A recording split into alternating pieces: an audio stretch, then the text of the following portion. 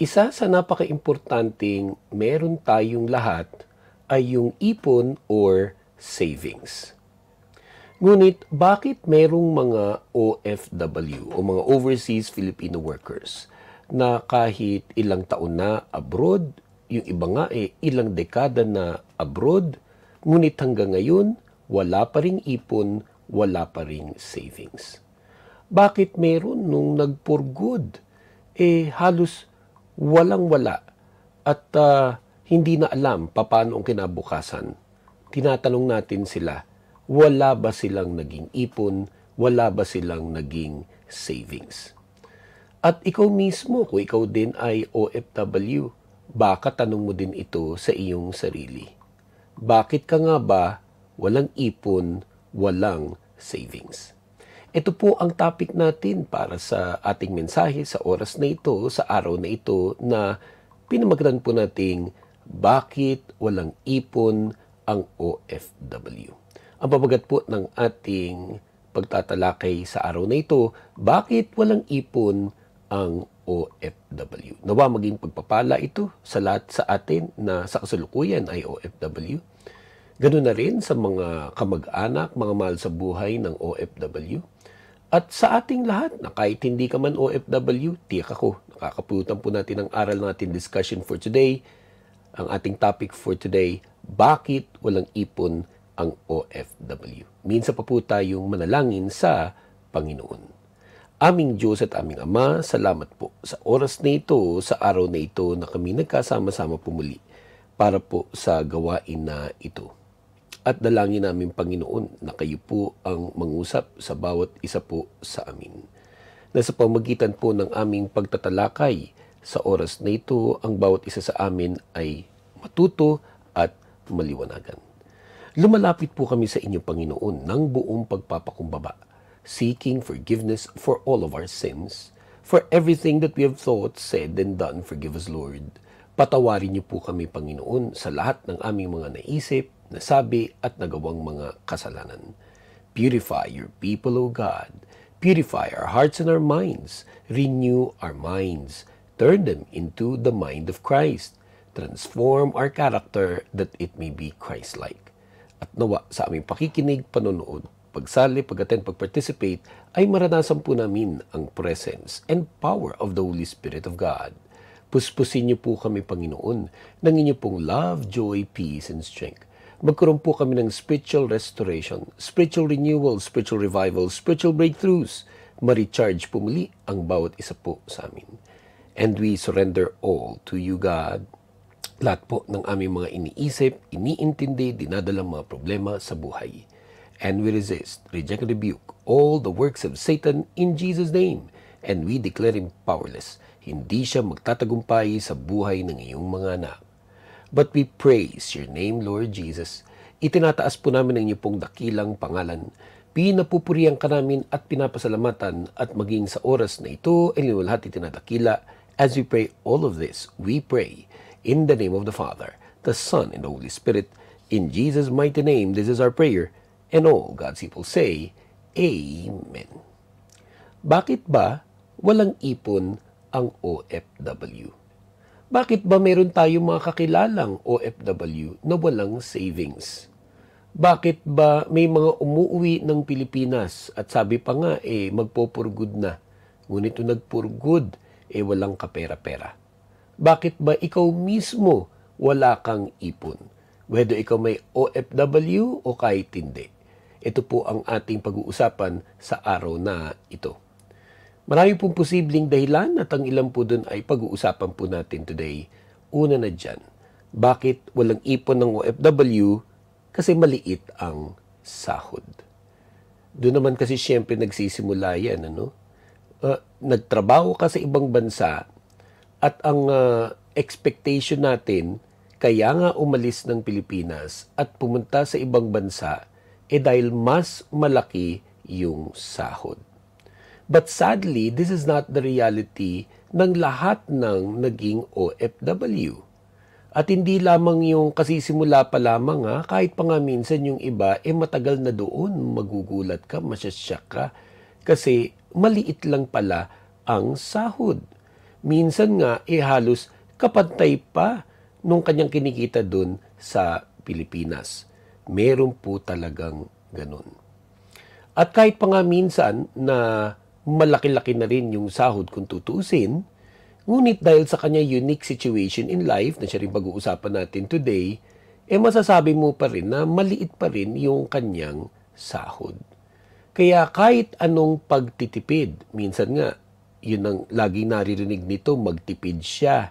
Sa totoo na may nagtitipid na rin naman siya. Sinasabihan siya na magbawas siya sa ganito. Sa totoo na may nagbawas na siya sa lahat ng mga posible niyang pwedeng ibawas. Kaso, ito talaga yung realidad. Maliit yung kanyang sahod. Hindi rin lahat ng OFW sinasabi ito sa kanilang mga mahal sa buhay sa Pilipinas, ha? Kaya buong pagkakaintindi, ang alam ng mga kamag-anak sa Pilipinas, dahil hindi naman niya sinasabi yan, malaki nga ang kanyang sahod. Kaya rin yung expectation sa kanya napakataas. Pag nalaman nila, ay, hindi pala talaga kalakihan. Maliit lang yung kanyang sahod. Kaya hindi makapag-ipon. Tapos sa mga bansa pa, hindi pare-pareho ang mga cost of living dyan. Minsan sa ibang mga bansa, kahit pa nga malaki ang sahod, pero napakataas naman ang cost of living. Nagbabayad pa pala yan sa tinitirahan niya. Marami sa kanila, yung kinikita, doon na lang pumupunta sa tinitirahan nila. Kahit nga hindi na nga rin kalakihan yung mga tinitira nila, kadalasan bed space. Sharing sila with so many people and families. Pero ang taas talaga ng cost of living, pati pagkain, mataas doon, at marami pang ibang bagay. Maliit yung sahod. Kaya, ang solusyon lamang doon sa maliit ang sahod, syempre, makahanap ng better paying job. Ang solusyon doon sa maliit na sahod, yung makahanap siya ng better paying job. Tansyahin niya. Okay, ikaw man yung OFW, tansyahin mo. Kung may future ka ba dyan sa pinagtatrabahuan mo ngayong kumpanya? Nagpo-promote ba sila? At kung sila may nagpo-promote, tinataasan man lang ba nila yung sahod? Mayroon bang ibang benefits na pwedeng asahan dyan sa kumpanyang yan? Kasi minsan naman, kahit hindi kalakihan ang sahod, pero kung maganda naman ang benefits, sige na, pinapatos mo na rin. Tulad ni MB, nagbibigay ng libreng paaral sa iyong mga anak. Kung halimbawa, meron kang mga anak at kasama mo sila dyan sa bansang yan. Sagot ba nila yung bahay mo? May housing allowance ba? May transportation allowance ba yan? O kung ano pang ibang mga benefits. Pero kung halimbawa, pagkatapos ng 3 taon, usually sapat na yun yung 2 to 3 years para malaman mo kung may future ka dyan sa company na yan, kung worth it na tumagal ka dyan sa company na yan, kung nag-i-increase ba sila ng iyong sahod, ng iyong benefits pag ikay napopromote, nagpo-promote ba sila, at ipopromote ka ba nila? Minsan sapat na yung 3 years para makita mo yun. Pag halimbawa, in 3 years or even less than that, in 2 years for instance, mukhang sablay ito. Wala kang magiging future dyan sa company na yun. Ay maghanap ka na ng malilipatan. Maghanap ka na ng malilipatan mong trabaho. Kung halimbawa, dyan sa bansang yan, mukhang maraming opportunities, di mag-apply ka sa ibang mga companies in that country. Pero wag mo rin i-confine ang sarili mo dyan lamang sa country na yan. Kung ikaw yung OFW, kung ikaw yung OFW mismo. Kung hindi naman ikaw yung OFW, nakikinig ka, nanonood ka nito, meron kang kilala, yung asawa mo, anak mo, pwede mo rin ipay ito sa kanila. Pero kung ikaw mismo yung OFW, pag-pray mo mabuti kasi hindi ka naman kailangan ma-stuck dyan sa bansang yan. Minsan, talagang hanggang doon na lang ang pwedeng ibigay sa iyo ng bansang yan. Pero meron palang iba pang mga bansa na pwede mong lipatan kung saan yung similar job na ginagawa mo ngayon. Minsan less effort pa, pero mas malaki ang sahod na binibigay sa iyo. Sayang, lalo na kung halimbawa bata ka pa, 'di ba? Marami ka pang pwedeng magawa. Malakas ka pa ngayon, marami ka pang pwedeng puntahan, i-consider mo din na mag-transfer sa ibang mga bansa. Nabukod dun sa kaya ka magta-transfer, dahil mukhang mas maganda ang bigayan dun sa trabaho at profession mo dun sa ibang bansang yun, baka meron pang possibility na dun makapag-migrate ka, maging permanent resident, o maging citizen. Dahil meron sa atin na nag-OFW, nung nandun na sa ibang bansa, abay, nagiging desire mo na yon na sa ibang bansa ka na talaga. Doon ka na manirangan, at kung po pwede din lang, doon ka maging citizen. Ngayon, dyan ba sa bansang kung saan ka nagtatrabaho, meron bang ganung possibility na maging citizen ka dyan sa country na yan? Dahil, for example, maraming mga bansa sa Middle East, no, napakaraming OFW dyan. At marami rin mga OFW, magaganda ang mga trabaho nila dyan, magaganda sahod at benefits sila dyan. Pero, hindi naman sila pwedeng maging citizen in those countries. Walang pathway para maging citizen in most of these Middle East countries. Pero kung yan pala ang hangarin mo, bukod sa ang desire mo magkaroon ng mas mataas na sahod, mas magandang benepisyo, at maging citizen pa, madala pa ang iyong mga family members, then you might want to consider other countries na may ganitong pathway. Tulad for instance, marami pumupunta dyan sa Canada, sa Australia, sa New Zealand, even sa United Kingdom, even sa ilang mga countries sa Europe, at pati na sa Estados Unidos o sa United States of America. At kahit pa nga hindi ka na masyadong bata, na-realize mo ito far too late, at least compared to others. Kasi ang maganda sana, you are in your mid-20s or early 30s pag nag-OFW, malakas-lakas ka pa niyan, at madali-dali pa sa iyo mag-adjust to new surroundings and to new environment. Pero kahit na nga minsan you're in your late 30s or early 40s, may kilala nga ako in their early 50s na Pero hindi pa rin sila nag-give up sa kanilang mga pinangarap. Malakas-lakas pa rin naman sila, kaya laban pa rin at ipinagpatuloy ang kanilang mga hinahangad dahil nanampalataya sila that nothing is impossible with our God. Sa sino mang nakikinig at nanonood ngayon at ikay OFW, maliit ang sahod mo, yan ang pangawakan mo, walang imposible sa Diyos. Sabi nga sa Genesis 18 verse 14, is anything too hard for the Lord? Sabi sa Genesis 18 verse 14, is anything too hard for the Lord? Kaya kung halimbawa sa kasalukuyan, maliit ang iyong sahod, hindi ka masyado happy dun sa kumpanya kung saan ka nagtatrabaho. O di naman kaya, pati na rin doon sa bansa kung saan ka naninirahan ngayon, kung saan ka nandoon ngayon. At pinapangarap mo ang mas malaking sahod, ang mas magandang benepisyo. Pinapangarap mo ang marami pang mga bagay para sa sarili mo at sa mga loved ones mo. Kasama na yung topic natin today, yung magkaroon ka ng ipon at savings. Believe this, nothing is impossible with God. Na kung gagawin mo yung part mo at mananampalataya at magtitiwala ka sa Diyos, walang imposible sa Kanya. Ngunit ano pa ang iba't iba pang mga dahilan kung bakit walang ipon ang OFW? Kung bakit yung mga kilala nating OFW walang mga ipon at savings? Ito, nakakalungkot ito pero totoo din ito. Marami rin kasing OFW tamad. Yang laziness, yang katamaran, isa yan sa dahilan kung bakit hindi umaasenso ang kahit sino mang tao, ang kahit sino mang Pilipino. Nasa Pilipinas man siya at kahit mapunta pa sa ibang bansa. Hindi mo na malaman minsan sino ba masisisi dyan sa katamaran na yan. Pwedeng nagsimula yan sa bahay.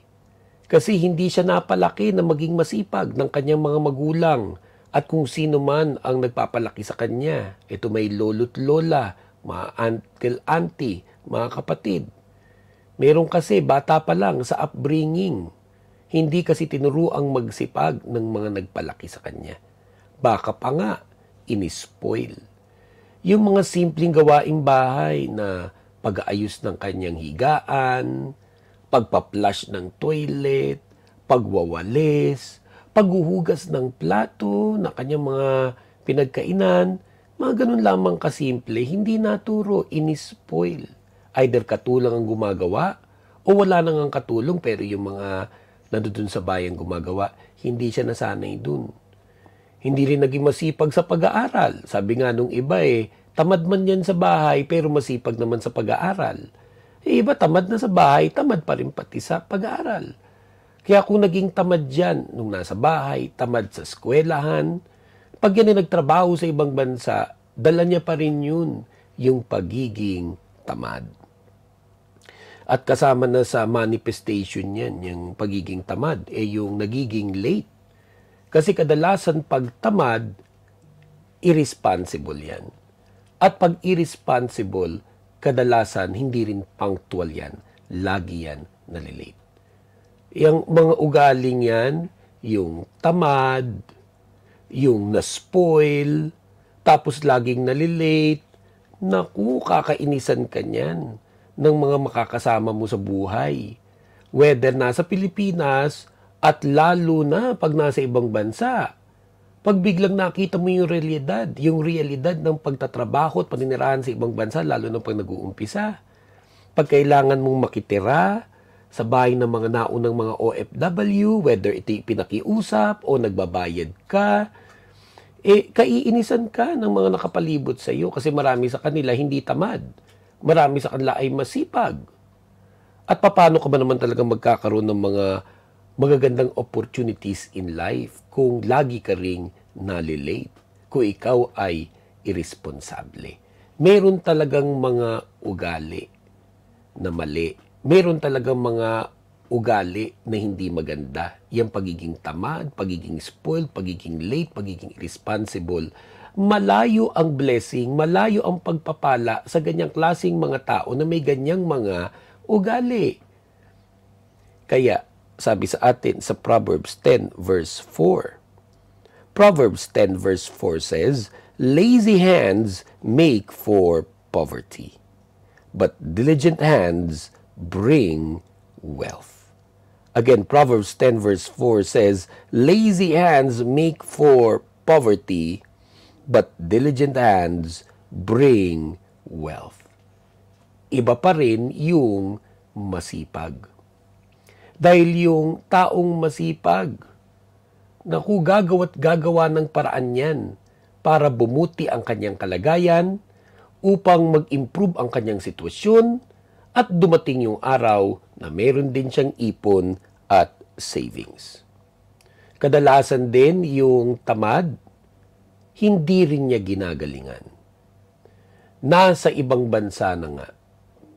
Nakapasok na nga sa isang kumpanya na minsan hindi rin ganun kadali na makapasok sa mga kumpanya sa ibang bansa.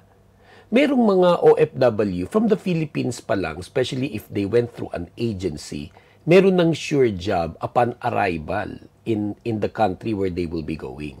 Sa Pilipinas pa lang, yung dumadaan dun sa prosesong yun, yung dadaan sa agency, sa mga government instituted pathways in getting a job abroad. Pero meron din umaalis sa Pilipinas under tourist visa, tapos lilipad sa iba't ibang mga bansa, kung saan man yung destination nilang yun, either meron silang kamag-anak doon o mga kakilala, pagdating doon, doon pa lang maghahanap. Merong madali namang nakakahanap ng trabaho, at meron ding nahihirapan maghanap ng trabaho. Merong mga kinakailangang mag-exit pa muna sa ibang mga bansa, tapos babalik dun sa talagang target country.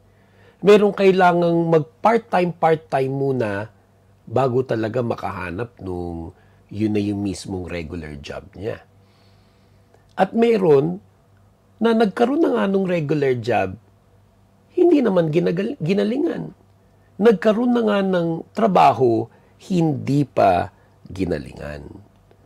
Tatandaan natin ito lagi.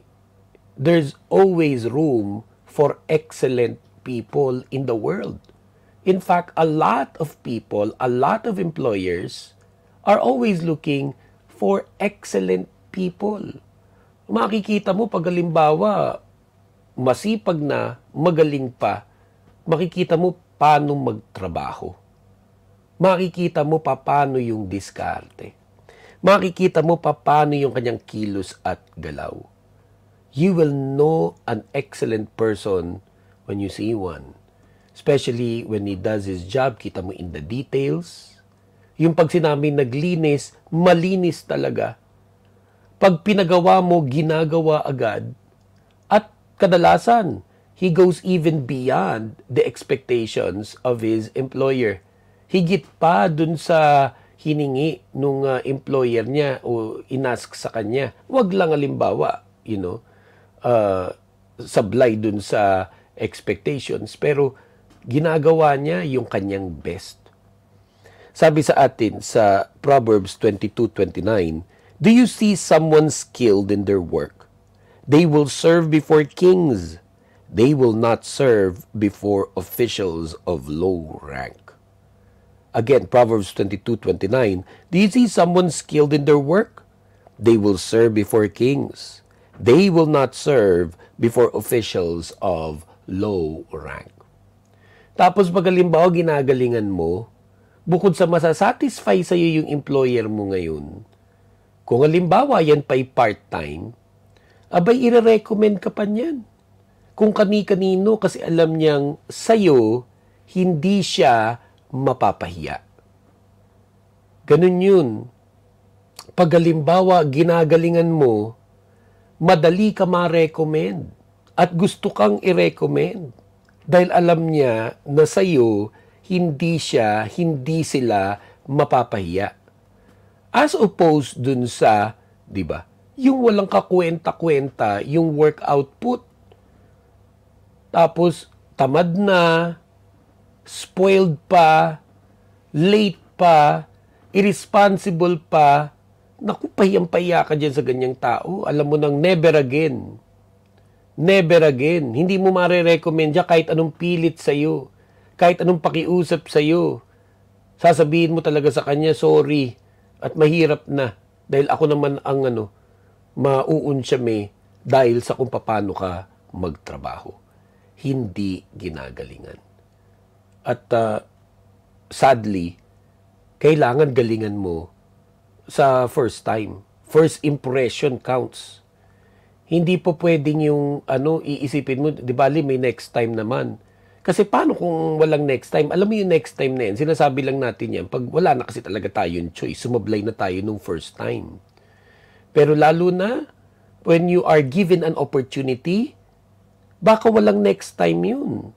Kaya dapat yung opportunity na yun na ibinigay sa'yo, paghandaan mo mabuti, and give it your best shot. Yung opportunity binigay sa iyo, baka wala nang next time yun na yun, give it your best shot. Galingan mo na. Galingan mo na. Itodo mo na siya.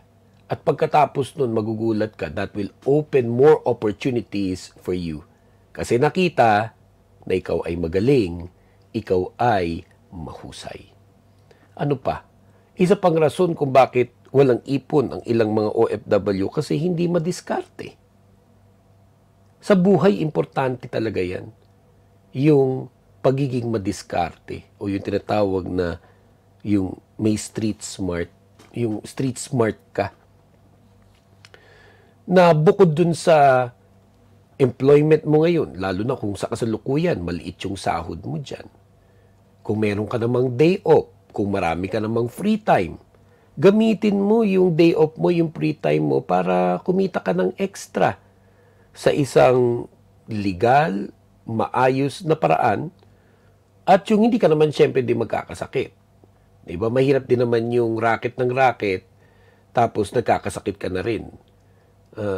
Mas malaki pa yung ginastos mo sa gamot at pagpapa-ospital doon sa kinita mo sa pagnaraket mo. So, kailangan balansin din. Pero marami tayong kilalang OFW ganyan, madiskarte. Na habang maliit pa yung sahod nila sa kasalukuyan, hindi sila natitenga. Meron silang mga alam na mga bagay sa buhay at na pwedeng pagkakitaan, gagawin nila yon. Halimbawa, may mga kilala ko, nagluluto ng mga ulam, especially pag weekends ng Saturday and Sunday, kung yun yung weekend ng bansa nila. o kung ano man yung day off nila, nagluluto ng mga pansit, o di kaya nagbe-bake ng mga cake, o kaya yung mga Filipino sweets tulad ng biko, sapin-sapin. O di naman kaya yung ilan sa kanila marunong magmasahe. Hindi naman masahista ang trabaho nila dun sa bansang yun, pero tuwing weekends o sa free time nila, sila ay nagmamasahe. O kung hindi naman pagmamasahe, cleaner. Naglilinis sila ng mga bahay o ng mga bila. Yung iba naman, mga musician pa. So, nagtuturo rin sila ng mga musical instruments. Or kung anong pwedeng gawin even online, tulad ng online selling. May mga kilala akong OFW na masisipag na, magagaling pa, madidiskarte pa. Kaya pag nalaman mo, aba may ipon. Hindi dahil sa malaki yung sahod. On the contrary nga, maliit yung sahod. Pero dumidiskarte sila. Ginagawan nila ng paraan. Hindi yung complain lang ng complain sa buhay. Complain ng complain na maliit ang kanyang sahod. Hindi mo naman ito inaaksyonan. Yun din yung ibig sabihin ng madiskarte. Yung hindi ka lang puro salita, lalong hindi ka lang puro complain, ginagawan mo ng paraan upang mag-improve ang iyong sitwasyon. Sabi sa Matthew chapter 10 verse 16, I'm sending you out like sheep among wolves. Therefore, be as shrewd as snakes and as innocent as doves. Na bagamat tong verse na ito ay ginamit for another context, pero pwede rin ma-apply sa topic natin today, yung pagiging shrewd. Alam nyo, minsan, may mga OFW, mababait talaga. Pero minsan naman, sobra naman sa bait, nauuto na. Naabuso na, natitake advantage of na. Bumibilang yung taon, nagtitiis ka sa maliit na sahod. Bumibilang ang taon, ginagawa mo yung mga bagay na hindi naman dapat ikaw ang gumagawa kasi mabait ka nga. Inaabuso ka, tinitake advantage ka. Tapos tinanggap mo na yun na ang kapalaran mo, yan na, comfort zone mo na rin kasi hindi mo tuloy ginagawa ng paraan na mag-improve yung iyong sitwasyon.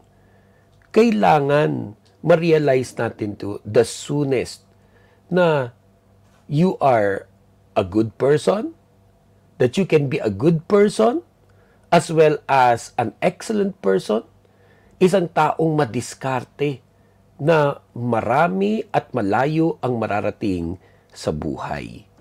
Kaya kailangan maging wise din.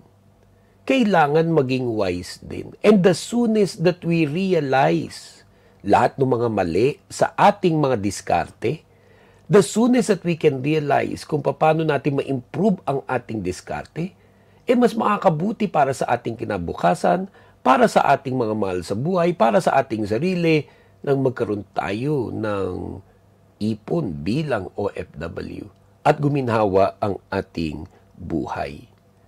Isa pa sa napaka-importanting diskarte natin ay yung pakikitungo sa kapwa-tao. Dahil isa rin yan sa dahilan kung bakit may mga OFW walang ipon. Kung bakit may mga Pilipinong walang ipon kahit pa nasa Pilipinas. Hindi marunong sa tao. Hindi people person. Pwede ka naman maging introvert but still be a people person. Pwede ka namang mahiyain pero marunong ka pa rin dumiskarte when it comes to people. Kasi whether we like it or not, even in this day and age of technology, internet, social media, even artificial intelligence, ano pa rin ito? Yung pag-asenso sa buhay, may kinalaman din sa kung paano tayo nakikitungo sa ating kapwa. Like for instance, kung ikaw ay nasa ibang bansa, maliit nga ang iyong sahod, gusto mong magkaroon ng better paying job, gusto mong magkaroon ng mga racket, abay importante that you expose yourself. Importante that you go out to where Filipinos are or to where opportunities are. Kailangan marunong kang tumantya kung san-san ka dapat naroroon. Kailangan marunong kang tumantya kung sino-sino yung mga tao na pwedeng makatulong sa iyo. At hindi naman sa manggagamit ka ng tao, hindi naman sa ang iniisip mo lang sa kapwa mo, paano sila gamitin. Pero ang buhay really is about cooperating with others, working with others, discovering opportunities with other people. At kailangan din na lumawak yung iyong exposure sa mga tao. Hindi ka rin pwede ma-confine lamang with a few people. Kailangan magkaroon ka ng exposure to a large network of people na pwede kayo makapagtulungan pagdating sa pag-asenso sa buhay. Kaya rin kailangan matuto tayo na makisama, matuto tayo na makitungo ng maayos at ng tama sa ating kapwa. Hindi rin pwede yung mga barumbado, hindi rin pwede yung yung ma-pride. Naku, isa yan sa dahilan kung bakit may mga taong hindi umaasenso talaga sa buhay. Ma-pride masyado. Hindi, ayoko pumunta dyan, dito na lang ako. 'Di ba? Naku, ayoko isipin nila. Laging ang iniisip ay yung iisipin ng ibang mga tao. Kailangan magkaroon ng tama at saktong pananaw concerning with dealing with people. Kailangan matuto tayo with dealing with people, even dealing with difficult people. Dahil isa pa 'yan. Talaga naman when you are living abroad, may encounter mo ang iba't ibang klaseng pag-uugali ng iba't ibang klaseng mga Pilipino mula pa sa Luzon, Visayas at Mindanao na marahil nung nakatira ka doon sa probinsya mo o doon sa city mo, puro kayo lang magkakaprobinsya. Ngayon, iba't ibang mga probinsya na yan. Bukod pa doon, hindi lang naman tungkol yan sa pakikisama sa sarili nating lahi. Kailangan matutong makisama pati sa ibang mga lahi. Lalo na yung lahi nung bansang kinabibilangan mo. Nandiyan ka na ngayon . Kailangan mabago ang ating mga attitude. Hindi pwedeng uma-attitude. Kailangan maging humble. Kailangan marunong makisama. At pinapalawak natin yung ating mundo. Pinapalawak natin yung ating network. Dahil mas marami kang nakikilala, mas marami kang mga opportunities na malalaman, and be likable. That's the word that I've been trying to look for mula pa kanina. Yung dapat maging likable. You cannot please everybody, but you can be likable. Alam nyo, kahit kailan, di ba? Gusto mong tulungan yung taong masarap tulungan. May ganung mga tao . May mga taong masarap tulungan. Meron din mga taong nakakainis tulungan. At baka pa nga ayaw nating tulungan. Kasi hindi likable. Importante rin yung marunong dyan sa PR o public relations. Babalansin lang nga natin nang hindi tayo nagiging manipulative, deceptive, o bolero, o bolera, o manggagamit. Binabalansin lang natin para hindi naman ganun ang maging dating natin sa mga tao. But all of us can strive to become genuinely likable. Yung mga tao, yung gusto kanilang tulungan dahil isa kang mabuting tao at masarap kang tulungan. Sabi sa atin sa Romans chapter 12 verse 18, if it is possible, as far as it depends on you, live at peace with everyone. Ayan, Romans 12:18. If it is possible, as far as it depends on you, live at peace with everyone. Yung kung maaari, yung lumayo ka dun sa mga away, huwag kang sumausaw sa mga away at kaguluhan. Pigilan mo sarili mong mag-comment tungkol sa ibang mga tao.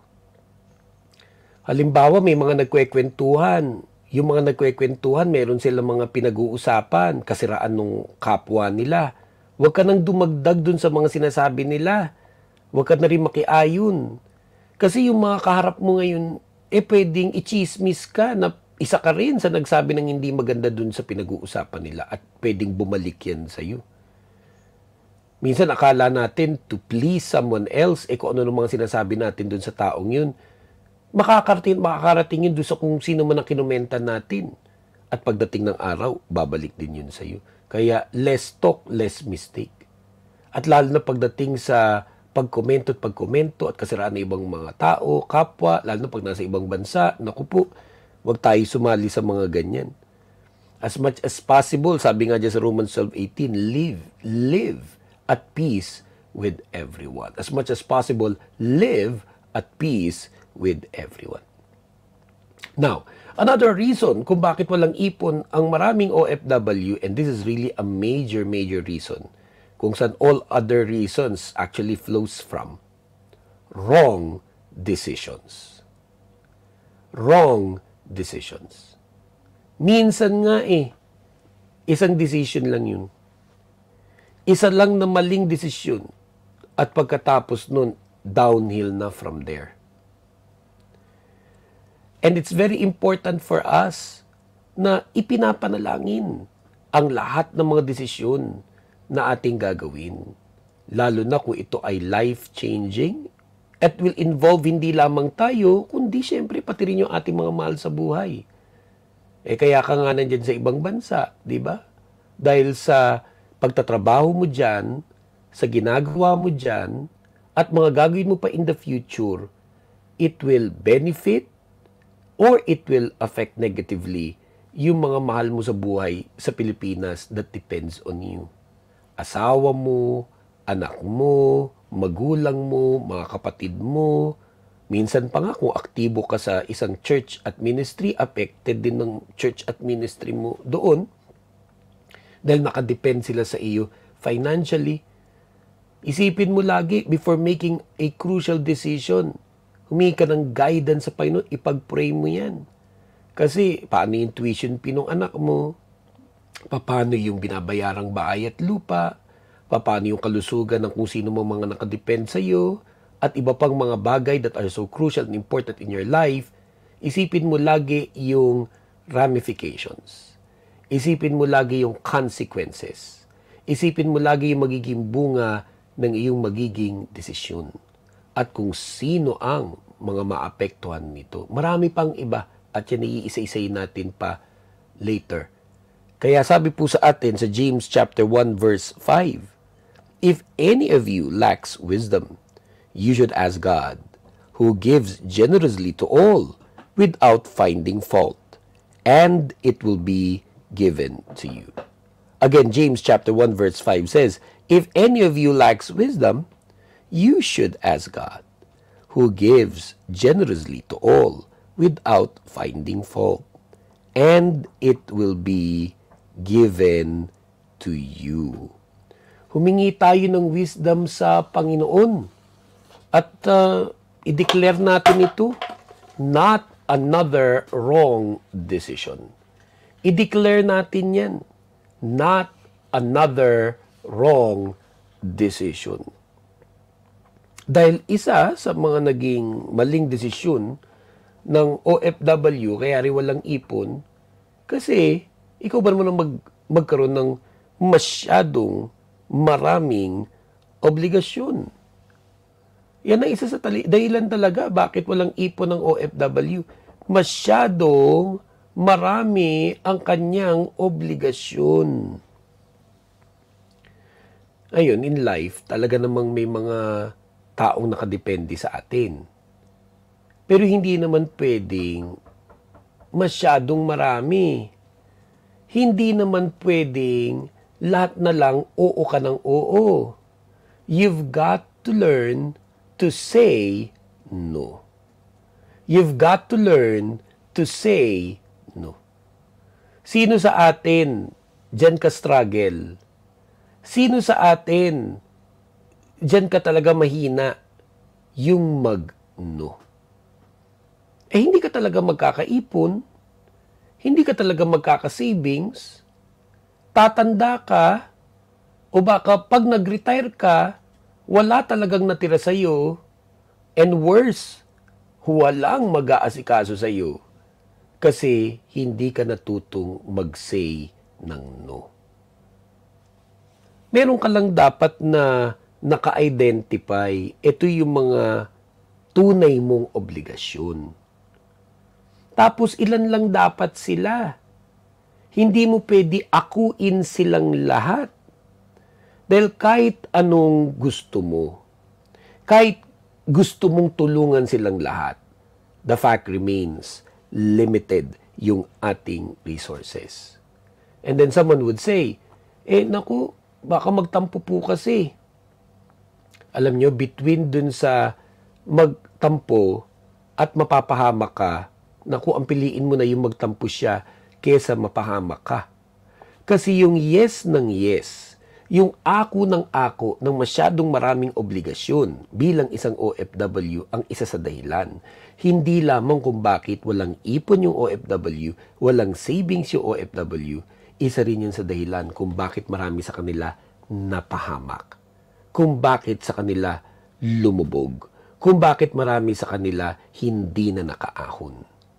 Kaya, for example, when somebody asks me and says, Pastor, si ganito po, may hinihiling sa akin. Si ganito po, may hinihingi sa akin. Ang tanong ko lagi sa kanila, kaya mo ba? Capable ka ba? Pag ang answer ay yes, at ibig sabihin, pag ibinigay mo yung hinihingi niya, hindi naman madadamage yung budget mo. At lalong hindi mo kailangan ni utang yan. Di sige, ibigay at itulong mo yan dun sa humihingi sa'yo. Pero kung halimbawa, merong nag-message sa'yo, may naglalambing sa'yo, may hinihiling sa'yo, may inuutang sa'yo, pero it will damage your budget. At baka kailangan, iutang mo pa yan. Alam na alam mo na hindi dapat pag kailangan mong iutang. Alam na alam mo na hindi dapat kung lalo kang malulubog sa utang. Kaya, kung halimbawa, somebody says, Pastor, paano pag hindi ko pinagbigyan? Magtatampo naman. As I've said before, kung between dun sa choice na yan, yung magtatampo siya at napahamak ka, abay piliin mo na yung magtampo siya kaysa mapahamak ka. Kasi pag ikaw'y napahamak at ikaw din ay tuluyan ng lumubog, wala ka na rin magiging silbi sa kanya at sa lahat ng mga nakadepende sa iyo. Kaya hindi talaga pwede yung masyadong maraming obligasyon. At kung merong isang lesson siguro sa dami ng babanggitin natin ngayon, pero siguro kung merong isang gusto ko sanang matandaan nyo lahat ng mabuti, ito, learn to say no. Kailangan yun talaga matutunan yan. Learn to say no. Nagno-no rin naman kayo Hindi nyo lang nasasabi yung no kung kailan dapat yan sinasabi. But learn to say no. In any kind of giving, ito yung turo sa atin sa Bible. Sabi sa Deuteronomy 16:17. Each of you must bring a gift in proportion to the way the Lord your God has blessed you. Again, Deuteronomy 16:17. Each of you must bring a gift in proportion to the way the Lord your God has blessed you. In any form of giving, in any category of giving, in any kind of giving, whether it is giving to your relatives, giving to your friends, helping people, at kung sino pa, dapat lagi, tulad ng sabi sa Deuteronomy 16:17, ito ay in proportion to the way the Lord your God has blessed you. In other words, kung capable ka, pag hindi ka capable, ang sagot doon ay no. But then, again, this is easier said than done. Dahil minsan sa sobrang pagmamahal natin sa ating mga mahal sa buhay, minsan dahil sa awa natin, sa mga kaibigan natin at mga humingi ng tulong, inaako natin ang mga obligasyon na hindi natin dapat inako. At dahil doon, tayo ay napahamak. Kailangan matutunan natin ito. Pwede ka pa rin namang tumulong, pero dapat in accordance to your ability. Which leads me to another reason kung bakit walang ipon ang maraming OFW, yung pautang ng pautang. Dahil nga gusto mong makatulong. Dahil nga gusto mo silang tulungan. Dahil nga naaawa ka. Kaya ito ikaw nagpapautang. Ngunit para sa akin, kung gusto mo talagang makatulong, whether ito ay iyong mga kamag-anak, kaibigan, kasama sa trabaho, sa bansang yan, kasama sa church, para sa akin, mas mabuti na huwag mo nang pautangin. Ibigay mo na lang yung pwede mong ibigay sa kanya. Hindi mo man kaya ibigay yung inuutang sa yung amount na money. Pero magbigay ka ng kahit paano. At yun na yun ang tunay na tulong. Dahil sa maraming humuutang sa atin, bihira naman dyan ang may kapasidad na mabayaran ka at mabayaran ka agad. Kahit pa yung mga nagsasabing babayaran kita bukas o babayaran kita sa katapusan. Eto, naranasan nyo na yan na may nag-chat sa inyo, nag-message sa inyo, tumawag sa inyo. Pinuntahan kayo mismo sa inyong mga bahay. Tapos ang sabi, uutang ng ganitong amount. Kunyari, 1,000 pesos. Tapos ang sabi sa iyo, huwag kang mag-alala, babayaran din kita bukas or sa Friday or sa katapusan. Marami dong nagsabi na babayaran ka bukas, babayaran ka sa Friday, babayaran ka sa katapusan. Hindi naman nila yun nagawa. At baka pa nga, nung sinasabi nila sa iyo na babayaran ka bukas, babayaran ka sa Friday, o babayaran ka sa katapusan, alam din naman nila na wala silang pambayad sa iyo bukas, sa Friday, sa katapusan. But they have learned to live in such a way na siguro bukas maghahanap na naman siya ng ibang uutangan para maibalik yung sa iyo, o di kaya para mabalik yung nauna pa sa'yo sa pila dahil may nauna pa sa'yo na pinangakuan ng bukas, Friday at katapusan. Tapos mag-aaway lang kayo kasi ite-text mo, i-chat mo, tatawagan mo, pupuntahan mo. Pero mo nagsimula kayo ng maayos. Nung nagmamakaawa sa'yo, naawa ka nga, nagkayakapan kayo, nagkaiyakan pa, tinulungan mo. Kinabukasan dahil hindi nakapagbayad, Friday hindi nakapagbayad, katapusan hindi nagbayad, nagkagalit na kayo. Iba nga nagkamurahan pa, iba nga nagblakan pa. At ang ending nun, masama ka pa. Masama ka pa. Kasi sa nangungutang, ang iniisip lagi niya na pag umutang siya sa iyo, bibigyan mo siya ng leeway na higit dun sa pinangako rin niya kung kailan kanya babayaran. Yun na expectation lagi nung nangungutang. Aminin man nila o hindi, actually, ang pinagpipray nila, sana talaga wag mo na silang pagbayarin. Dahil malamang sa malamang, hindi lang ikaw ang nautangan yan. Marami na yan nautangan na mga kakilala nyo rin. O di kaya mga kakilala niya, may mga tao na sobra na talaga ang pangangailangan sa buhay. Wala na silang ibang paraan para masustain ang sarili nila kundi sa pangungutang sa tao. Hindi mo rin sila matutulungan kung pinapautang mo sila. Mas mabuti pa, bigay mo na lang. Kaya kung limbawa, umutang sa iyo ng 1,000. Kung meron ka nun, bigay mo na lang. Kung halimbawa, wala ka naman nun, ang meron ka lang ay 500, edi 500, bigay mo na lang. Kung wala ka rin 500, ang meron ka 100, edi 100 ibigay mo. Sabihin mo, sorry hindi ko kaya ipautang yung 1,000 at hindi na lang din kita pauutangin, pero pwede kitang bigyan ng 100. Iyon na yan, tulong ko na sa iyan. Yun talaga ang tulong. At kung dumating man yung time na talagang kahit nga 100, wala ka. Lalo na kung pumunta na to sa bahay mo, nandoon na siya. Maghanap ka ng pwede mo iabot sa kanya. Halimbawa, ulam. Kung meron kang nalutong minudo, abutan mo man lang ng ulam na minudo, at least hindi pa rin siya umalis sa bahay mo ng empty-handed. Pero as much as possible, wag nang magpautang. Ito pa, wag magiging garantor. Ang ilan sa atin, guilty dito. Kaya ka walang ipon, kaya wala kang savings, kasi sa totoo lang, naging garantor ka dati. Naging co-maker ka dati. nagpa-ride ka sa credit card mo. At syempre, hindi naman sila mga nagsipagbayad, kaya napahamak ka. Kaya I always say this, whether OFW o kahit nasa Pilipinas, bukod sa wag nang magpahiram ng pera, wag nang maging garantor, wag nang maging co-maker, at lalong wag magpa-ride sa credit card. Yung iba, naku, taon ang binilang ng pagbabayad nila ng utang ng may utang. Kasi dahil sa hangarin nga nilang tumulong. Ako, gusto kong maging malinaw to.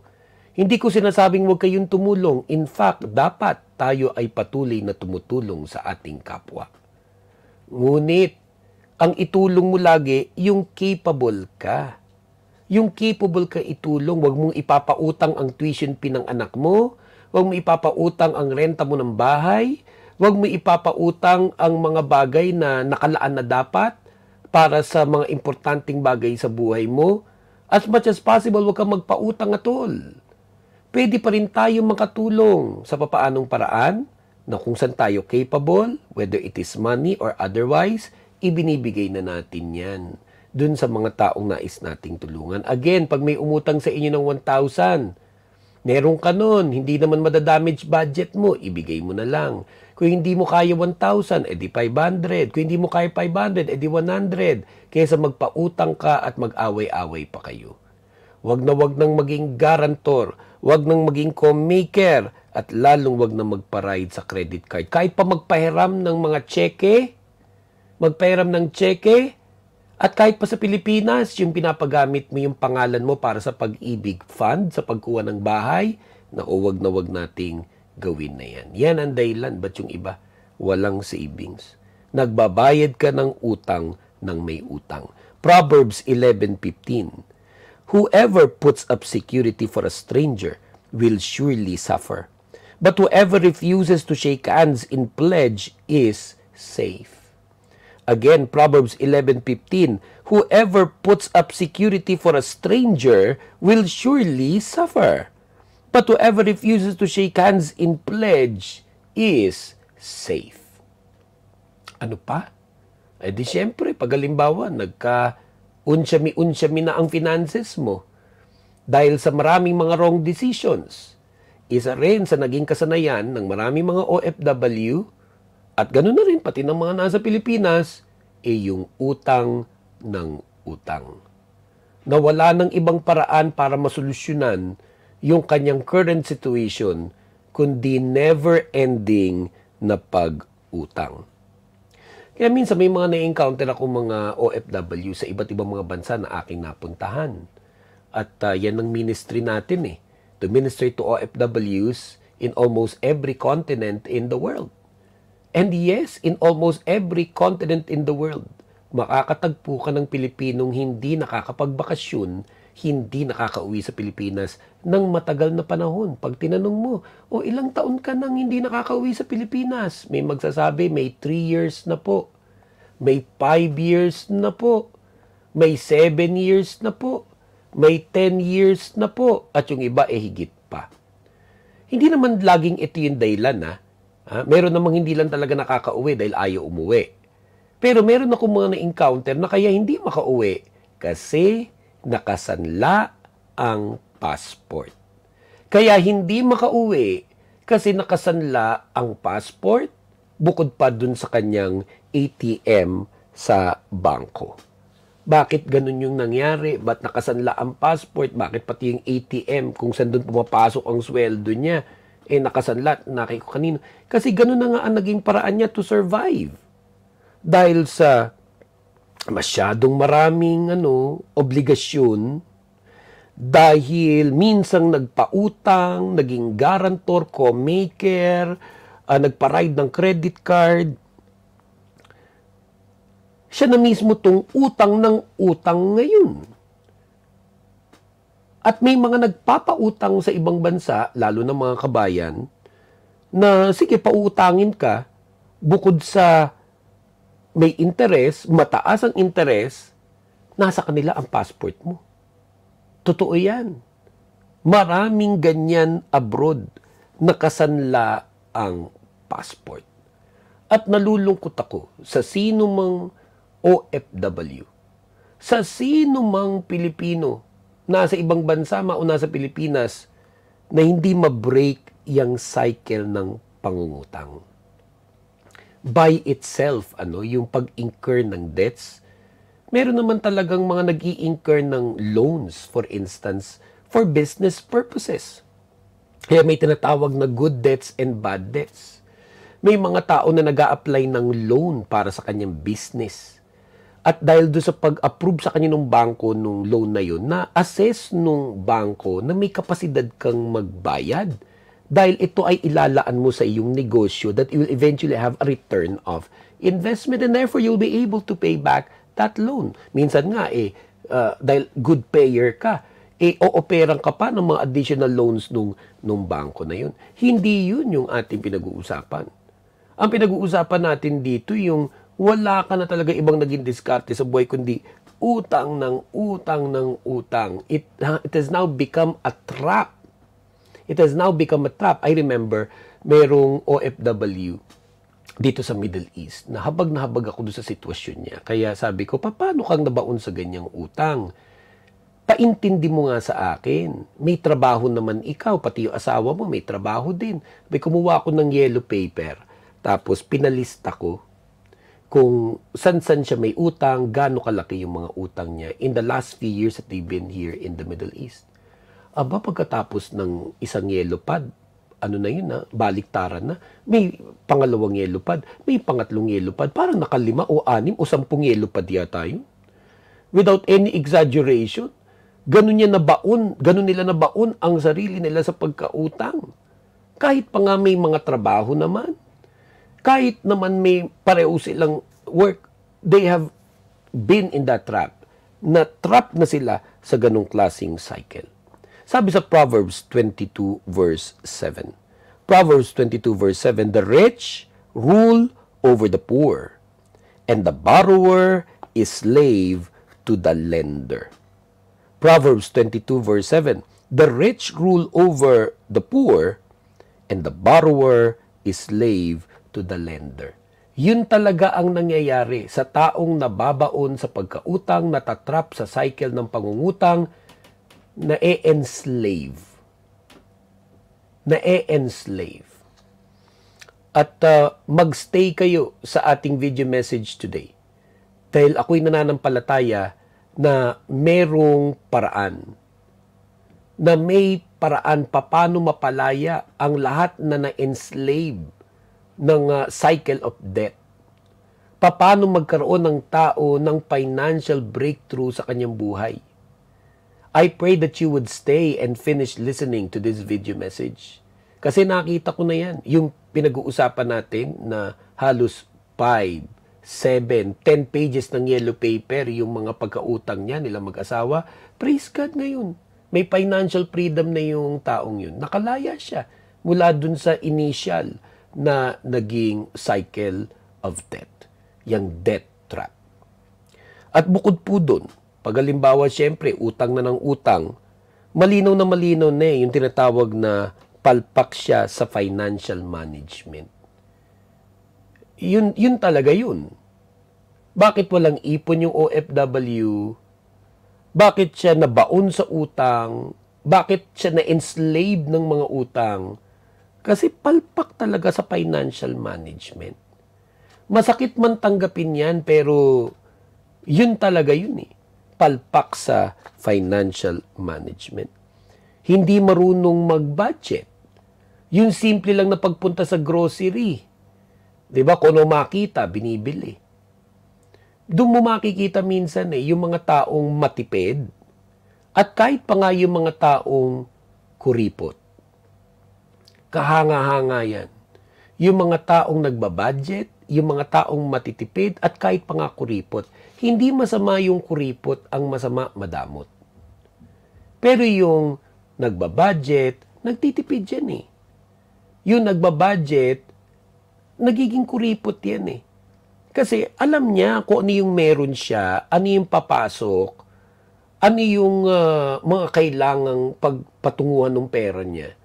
Alam niya lagi kung ano yung yung budget. Kaya kailangan niya itong i-manage. Marami talaga palpak sa financial management. Kaya dapat yung simpleng pag-grocery, dapat may listahan. Iniisip ko na mabuti, pupunta ako sa supermarket ngayon, ano yung dapat bilhin? Ano yung kailangan bilhin? Hanggang dun lang. Huwag tayo magpadala dyan sa mga discount na yan.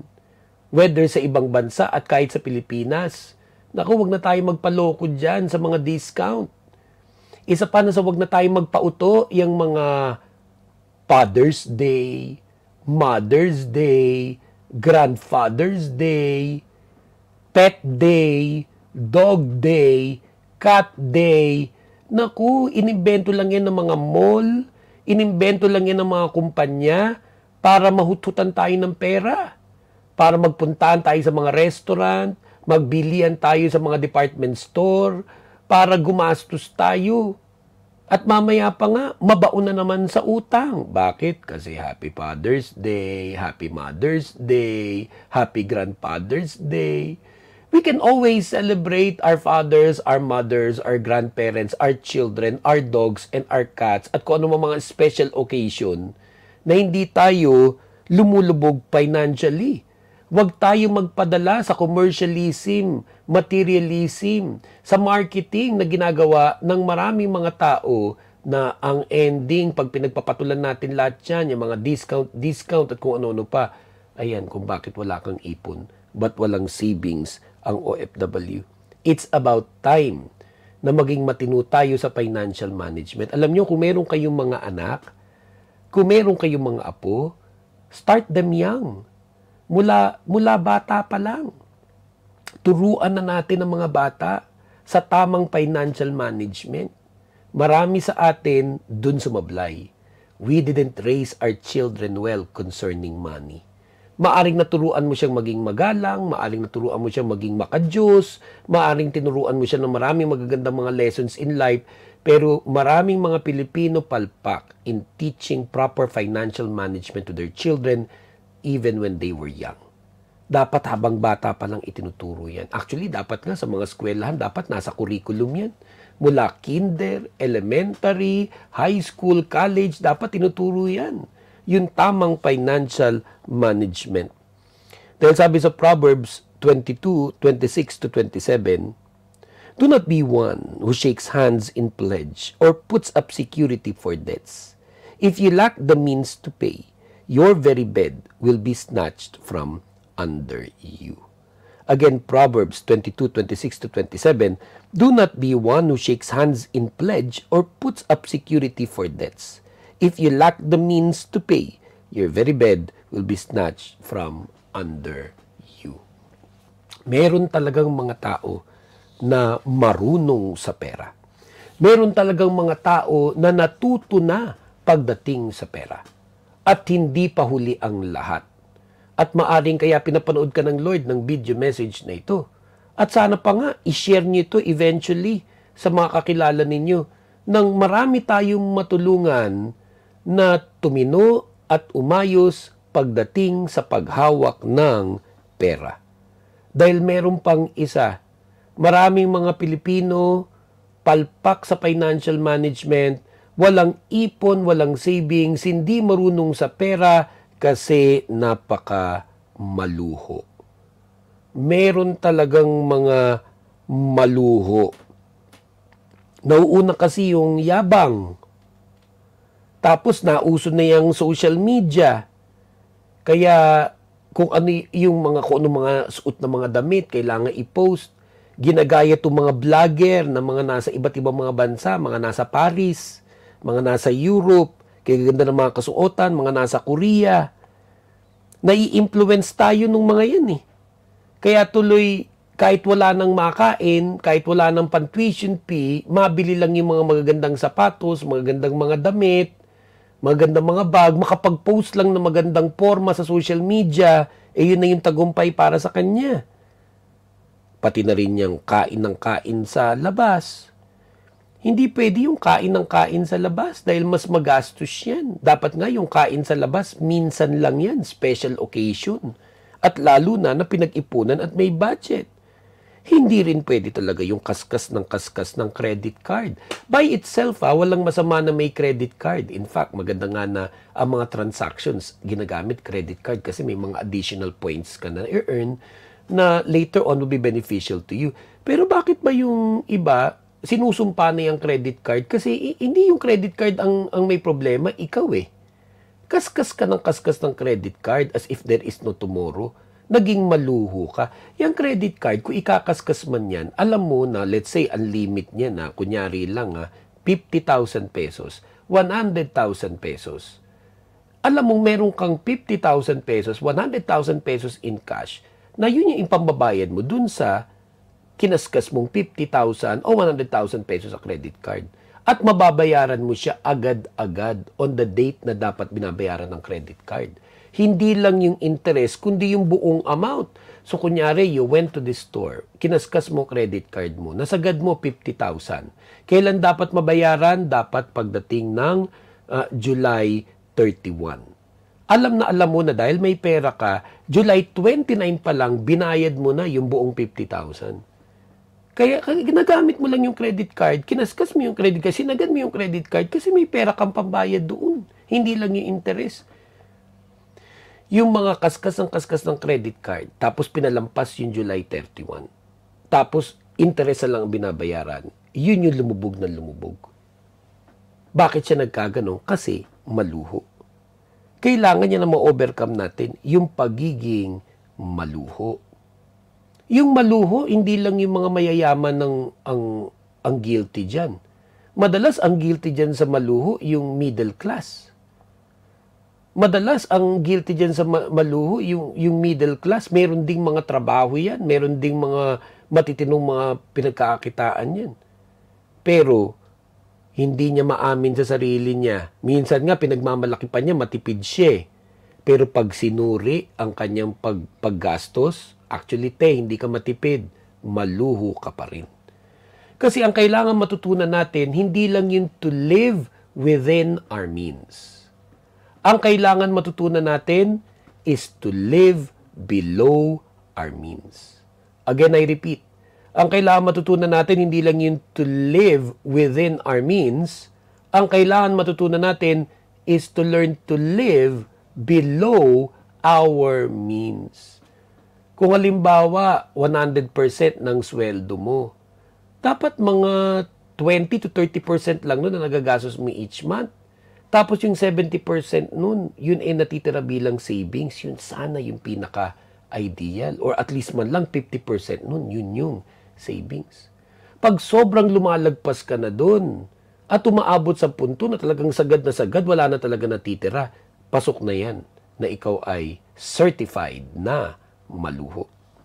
Kaya sabi sa Proverbs 21 verse 20, the wise store up choice food and olive oil, but fools gulp theirs down. Again, Proverbs 21:20 says, the wise store up choice food and olive oil, but fools gulp theirs down. At bakit din nga ba nagiging maluho? Kasi malinaw na mali ang mga priorities nito sa buhay. Pag ang tao, mali ang priorities niya in life, wala talagang ipon yan, wala talagang savings. Minsan, pag tinanong mo, inalam mo saan pumupunta yung pera niya, hindi naman masasama. Matitino naman yung mga pinagpupuntaan ng kanyang pera. Yun nga lang, hindi pa dapat. Hindi dapat yun yung number 1. Hindi rin dapat yata yun yung number 2. Baka dapat mag-antay pa ng matagal-tagal. Pag ang tao mali talaga ang priorities niya, kung saan pumupunta yung pera niya, kahit pa magaganda yung mga pinagpupuntaan ng pera niya, wala rin magiging ipon yan, wala rin magiging savings yan.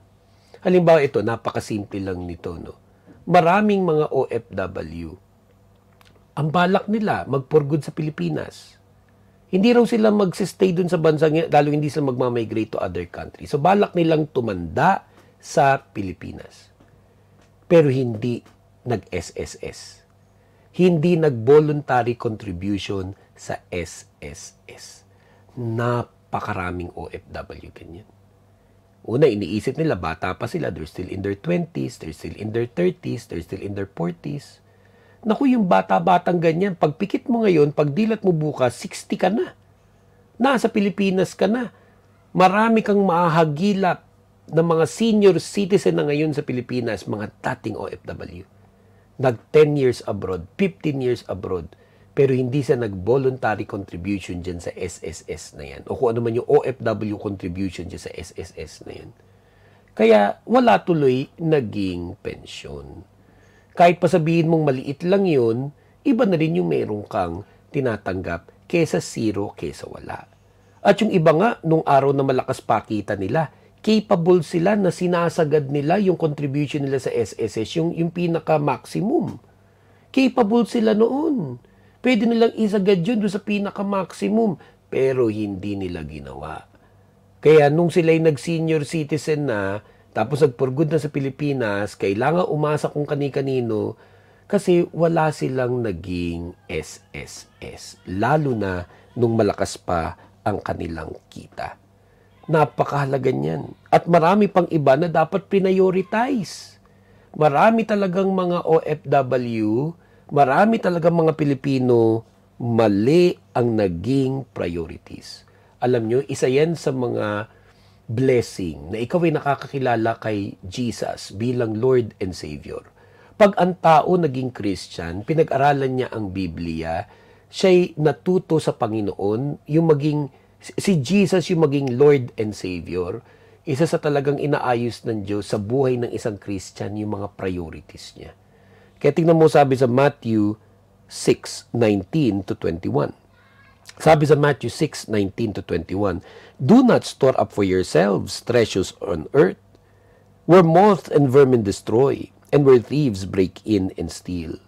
But store up for yourselves treasures in heaven, where moths and vermin do not destroy, and where thieves do not break in and steal. For where your treasure is, there your heart will be also." Again, Matthew 6:19 to 21, "Do not store up for yourselves treasures on earth, where moth and vermin destroy, and where thieves break in and steal.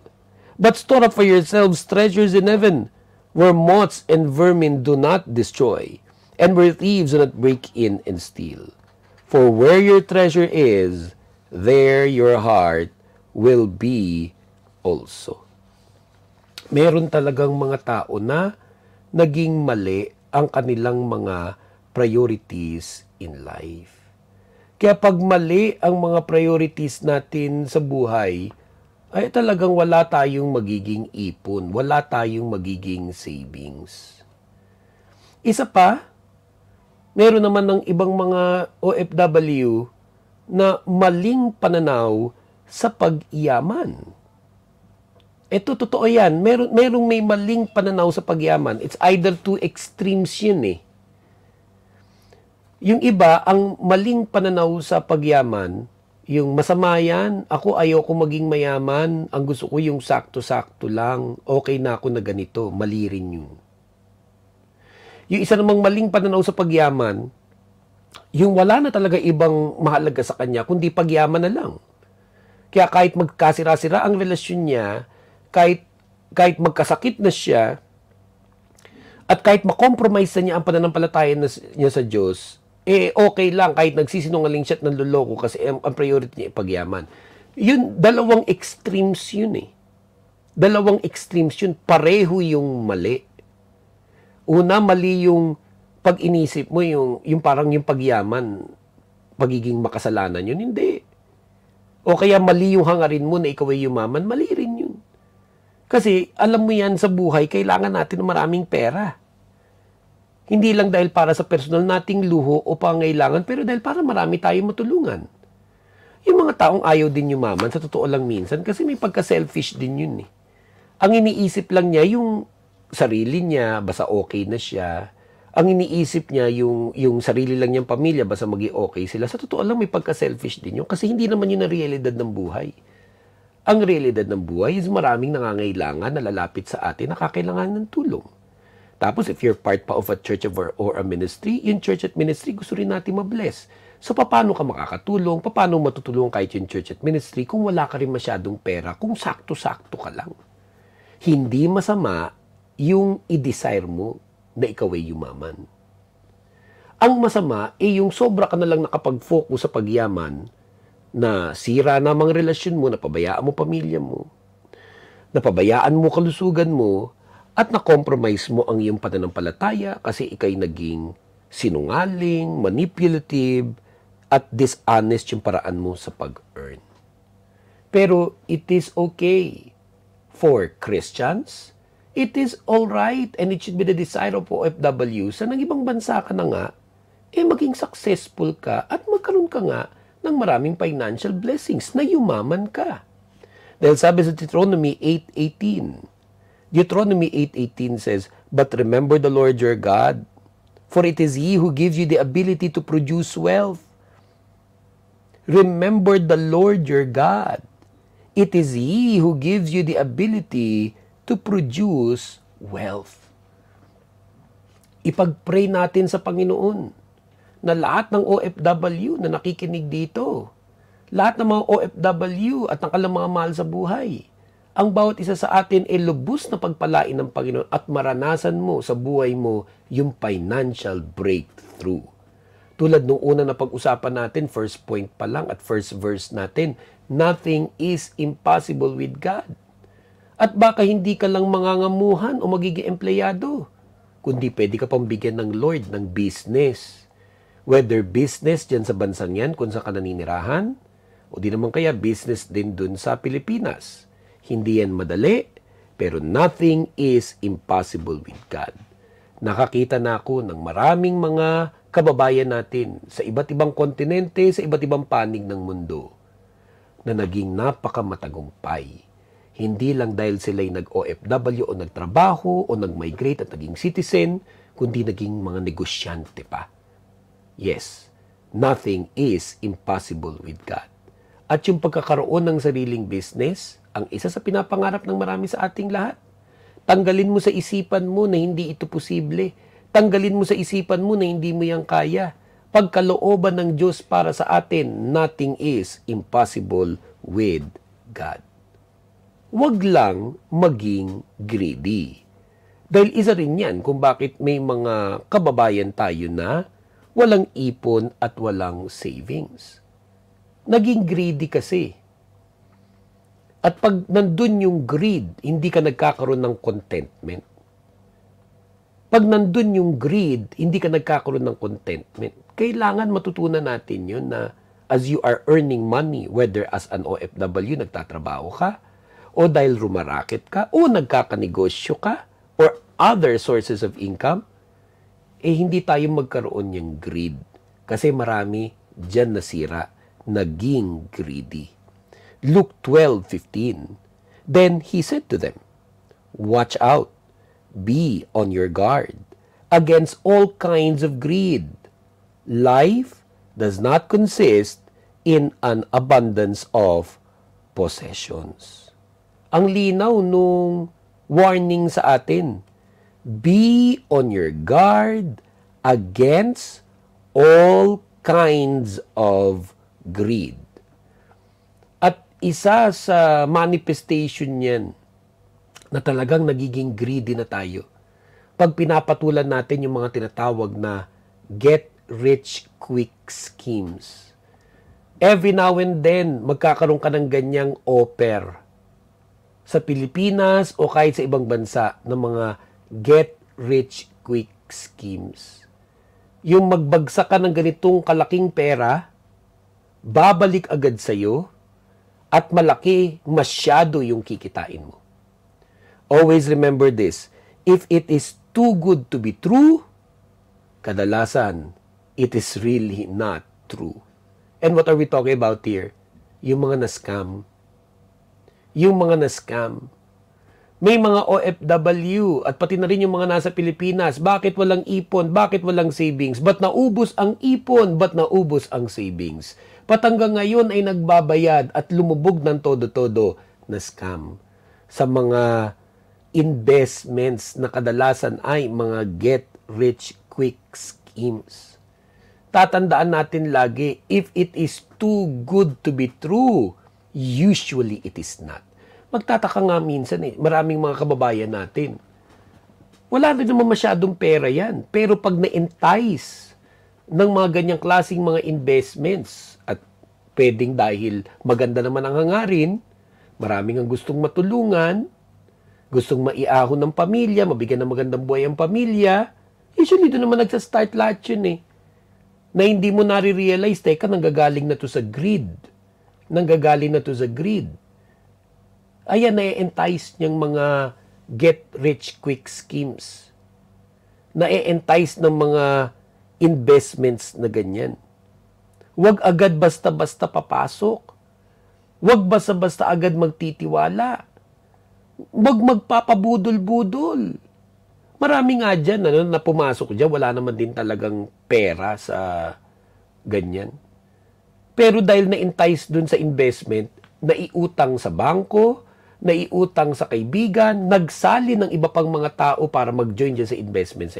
Usually, meron ding katiwa-tiwalang taong involved. May isang katiwa-tiwalang taong involved. Isang kababayan, isang classmate, isang katrabaho, isang kasama sa church. Hindi minsan mazizero yan ng katiwa-tiwala. Seemingly trustworthy person. But that is never enough. Marami nadali ng mga investments na yan. Maraming na-scam sa mga investments na yan dahil nagtiwala sila sa akala nilang katiwa-tiwalang mga tao. By this time, sobrang exposed na yan. By this time, ang dami nang nadali. Baka nadali ka na nga rin minsan yan. Naku po. Sabi sa atin ng Proverbs 13 verse 11, dishonest money dwindles away. But whoever gathers money little by little makes it grow. Meron talagang tinatawag na mga dishonest ways how people become rich and wealthy. Wag tayo maintay sa ganyan because dishonest money dwindles away. Magpagabay tayo sa Panginoon sa mga pamamaraan ng pagkita ng pera, whether pagtrabaho, racket o pagnegosyo, na nag-glorify sa Kanya at matino, legal at maayos. Marami hanggang sa kasalukuyan nagbabayad pa. Dahil nung naloko na sila, na-realize nilang hindi na mababalik yung pera nila, ang involved na money, daang-daang libong piso, minsan pa nga, milyon. Yung iba takes 3 years, 5 years para fully makalaya sila. Dun lamang sa setback na yan, na minsan siyang na-scam ng isang palpak na investment. Minsan din may mga artistang involved dyan. Kaya kadalasan na pag mayroong mga investment tapos may mga artistang nag-e-endorse, celebrity nag-e-endorse, huwag niyo basta-basta patulan din yan. Marami sa ganyan ay scam. What else? Marami ring mga kababayan nating OFW at kahit pa nasa Pilipinas, walang ipon, walang savings kasi mabisyo. Diba? Nagbisyo pa talaga. Yung paninigarilyo, yung paglalasing. Yung iba nga abroad, sa Middle East, kasi may mga bars din dito sa Middle East eh. Minsan nakabisita ako sa mga bar na yan kasi ini-evangelize ko yung mga tumutugtog. Mula gabi yan, hanggang mga alas 3, alas 4 ng madaling araw. Nung pinagmamasdan ko yung mga nandoon, sabi ko, may mga trabaho yung mga yan. Alas 4 ng madaling araw na, di papasok yan ng mga alas 7, alas 8, alas 9, di mga bangag at lasing. At magkano mga nagastos nila sa paglalasing doon sa bar na yun? Mahina na ang 5,000 hanggang 10,000 piso, pwedeng lampas pa. How many times in a week do they do this? Paano talaga magkakaipon kung mabisyo? At yung iba pa, hindi lang basta bisyo na ganyan na paglalasing. Yung iba, ang bisyo pa nila, pagdadrugs pa. Totoo yan, may mga nagdadrugs pa. Mga pamilyado na, may mga asawa at anak na nagdadrugs pa. And then later, yung iba, ang bisyo din, gambling. Kahit pa yung mga pagmamadyong, o kahit yung mga online na mga gambling na ngayon. Dahil marami na rin yan. At isa pang malupit dito, yung pambababae. Meron pa yan ng bisyo. Pambababae o panlalalaki. Meron ako. Nag-love life nga. Pero para magkaroon naman ng love life, ginagastosan niya yung lalaki o ginagastosan niya yung babae, Walang kakwenta-kwenta yung love life na ginagamit ka at nagpapauto ka naman. Bakit wala kang ipon? Dahil yan ang iyong mga bisyo. Proverbs 25:28. Like a city whose walls are broken through is a person who lacks self-control. Like a city, Proverbs 25:28, like a city whose walls are broken through is a person who lacks self-control. Minsan kasi ang mga Pilipino, sobrang nasanay sa kahirapan, hindi sanay nung nagkapera. Sobrang nasanay na walang pera, pag nagkaroon, linulustay at inuubos agad. At bukod sa mga una nang nabanggit, yan pa, inuubos yung kanyang kinikita sa mga bisyo. Meron din talagang palpak pagdating sa love life. Bagsak pagdating sa love life. Napapagastos magkaroon lang ng love life na hindi naman kadalasan ding nagtatagal.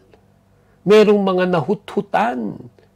Merong mga nasimut ang savings dahil sa kinarelasyon na lalaki, kinarelasyon na babae.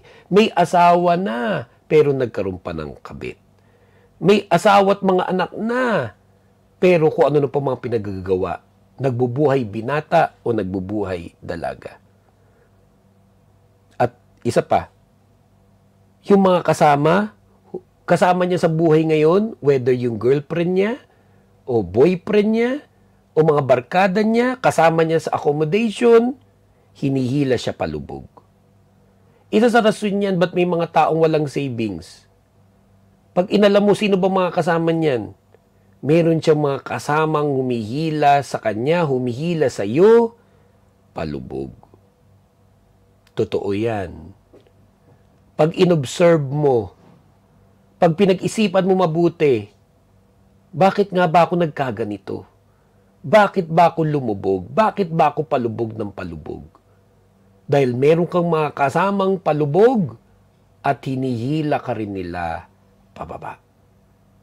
That is really true. Again, this doesn't mean na hindi tayo tutulong sa ating kapwa, pero kailangan isipin mo mabuti kung gusto mo laging kasama yan. Dahil kung kasama mo lagi yan, ano yung buhay niyan, ano yung energy niyan, ano yung mga diskarte niyan, baka kasama yan sa dahilan ba't lumulubog ka at patuloy ka niyang hihilahin ng palubog.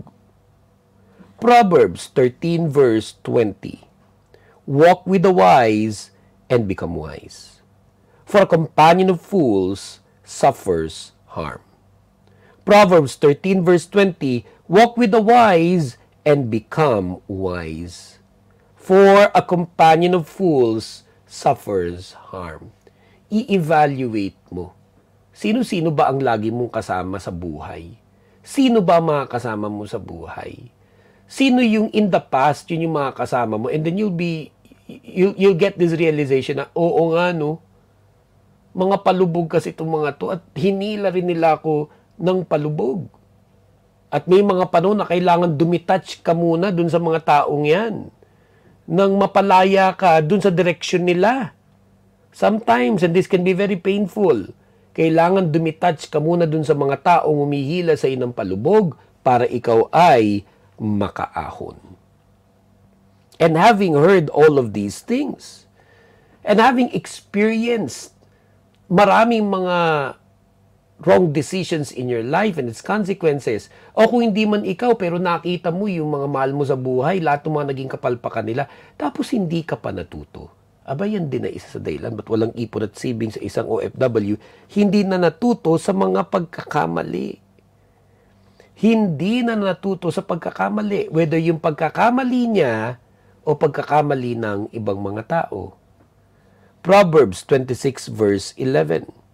As a dog returns to its vomit, so fools repeat their folly. Proverbs 26 verse 11. As a dog returns to his vomit, so fools repeat their folly. So for example, nakakapakinig tayo ng ganitong klaseng message. Pakinggan natin yung mga pinag-usapan, isulat pa natin, and after you've watched this, panoorin mo siya ulit ng again and again, nang mag-stick talaga sa isipan mo yung mga napaka-importanting lessons.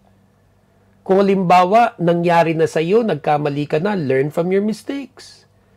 Kung halimbawa, nabalitaan mo pagkakamali ng iba, learn from other people's mistakes. Isa sa dahilan yan, bakit may mga OFW walang ipon, hindi na natuto. Hindi na natuto. Now, meron tayong last 2 points before we end our message for today. Bakit walang ipon ang OFW? Etong second to the last, isa talaga doon is yung pag nakakaranas ng mabigat na trahedya. May mga OFW at kahit pa nasa Pilipinas, walang ipon, walang savings at talagang nagkaroon ng financial disaster kasi nakaranas talaga sila ng mabigat na trahedya. Minsan yung trahedya yun, napakamalinaw na it was no one's fault. It was no one's fault. Nangyari. And sometimes it baffles us why it happened to you, why it happened to your family. For example, pag may nagkasakit, isang malubhang karamdaman, wala namang masisisi dun eh. O limbawa, may naaksidente, wala namang masisisi dun eh. Kahit pa nga minsan, may culprit talaga, no, na kung bakit na aksidente, ikaw o yung mga mahal mo sa buhay, pero at the end of the day, nangyari na rin yun eh. Meron talagang mga trahedya tulad ng may mga nasunugan, may mga nanakawan, may mga namatayan. Ang hirap manisi ng manisi dahil dun sa mga trahedyang yun. And that is one of the mysteries of life because they do happen. Meron din naman talagang mga hindi lang isa yung trahedya, kundi sunod-sunod yung trahedya. Mabibigat pang mga trahedya. They do happen. And this is one of the mysteries of life. Kaya pag nare-realize natin na may ganung mga tao na nakaranas ng mabigat na trahedya, na meron silang mga sunod-sunod na mga trahedya, minsan nakakapanliit, nakakahambol, at nakakahiya na ikaw o ako ay mag-complain about our own trials, testings, and challenges in life. Na bagamat meron ka naman talagang sariling trials at testings and challenges, pero grabe yung kanila. Grabe yung kanya. Pero nakita mo, lumalaban pa rin. Pero ikaw, kung ano man yung trials, testings, and challenges mo, minsan maganda rin naririnig mo yan eh, yung mabibigat na trahedya ng iba kasi nalalagay tayo sa tamang pagkakaintindi ng buhay, na nahihimasmasan tayo, nahihiya tayo, at na-encourage dapat tayo na magpatuloy pat lumaban at maging grateful sa Diyos. Because at the end of the day, talaga namang kung wala ang Panginoon, paano na talaga tayong lahat? Kung wala ang Panginoon sa ating buhay, hindi naman talaga natin malalagpasan ang kahit anong mga pagsubok, lalo na ang trahedya. Minsan din, mayroong mga trahedya na may kinalaman din tayo dun, ano? Consequence din talaga ng mga nagawa natin in the past. Minsan, meron din tayong kasalanan din dun. Pero whether walang may kasalanan dyan, o meron tayong direct na masisisi, o di kaya ikaw mismo yung may kasalanan, bilang mananampalatayang Kristiyano, we realize this, that through all our trials, testings, and challenges in life, even sa mga mabibigat na trahedya na halos walang explanation at ang hirap ma-explain at ang hirap matunton ano yung purpose nun, is that our God is the God of all comfort. Na hindi niya tayo pababayaan even through those trials, even through those tragedies. 2 Corinthians chapter 1 verses 3 to 4. Praise be to the God and Father of our Lord Jesus Christ, the Father of compassion and the God of all comfort, who comforts us in all our troubles, so that we can comfort those in any trouble with the comfort we ourselves receive from God. Again, 2 Corinthians 1, 3 to 4. Praise be to the God and Father of our Lord Jesus Christ, the Father of compassion and the God of all comfort, who comforts us in all our troubles, so that we can comfort those in any trouble with the comfort we ourselves receive from God. Before we go to our last point for today, sa sino man na present sa panonood ng video message na ito, at ikaw ngayon sa kasalukuyan nakakaranas ng matinding trials, testings, and challenges. Nakaranas ka ng matinding trahedya. Nakakaranas ka ng sunod-sunod ng mga trahedya. Know this, that our God is the God of all comfort. May purpose siya para sa lahat ng mga nararanasan natin, even if right now we do not see and understand that purpose. and believe that through everything you're going through, even through your sufferings, that the Lord will comfort you, that the Lord will lead you out of it, that the Lord will continue to be there for you. Hindi ka iiwan at pababayaan ng Panginoon. And for our last point for today, pag tayo ay naging mananampalatayang Kristiyano, pag ikaw ay naging Christian, ikaw'y lumalago sa iyong faith in God, natututunan natin yung ibig sabihin ng tithes and offerings. Natututunan natin yung ibig sabihin ng putting God first in our lives, including with our finances. At may mga OFW, lalo na yung mga Christian na walang ipon kasi hindi nila natutunan yan. O rini-resist nila yan, yung magkaroon ng commitment sa giving ministry. May mga OFW yung walang ipon, walang savings kasi hindi natutong mag-tithes and offerings. Hindi natutong mag-tithes and offerings. Ano ba ibig sabihin ng pagta-tithe? Ibig sabihin nun as a Christian, you commit a portion of your income. Kadalasan, yung pinaka 10% ng income mo in a month. And you commit it to become part of the giving ministry. Nung church, nung ministry, yung pastor na inassign sa'yo ng Panginoon o kinabibilangan mo, doon mo kinukumit yun. Kinukumit mo doon sa church, doon sa ministry, o doon sa pastor na ibinigay ng Panginoon sa iyo na doon ka connected, na doon ka nagsasubmit, na doon ka nagsusupport.